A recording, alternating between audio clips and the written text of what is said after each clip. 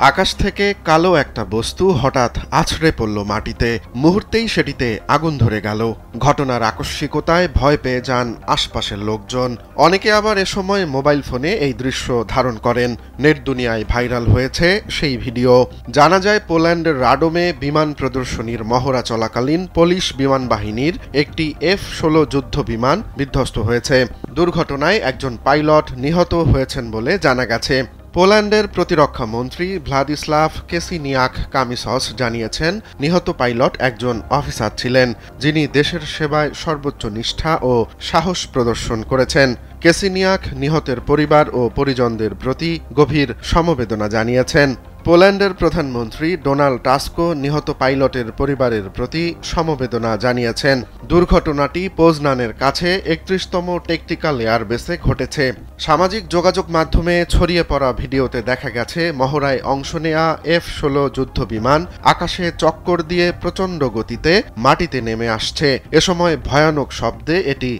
আছড়ে পড়ে ভূমিতে। মুহূর্তেই বিমানটিতে আগুন ধরে যায় এবং তা দ্রুত চারদিকে ছড়িয়ে পড়ে। ঘটনার ভয়াবহতায় আশপাশের এলাকায় আতঙ্ক ছড়িয়ে পড়ে। অনেকেই দিকবিদিক ছোটাছুটি শুরু করেন।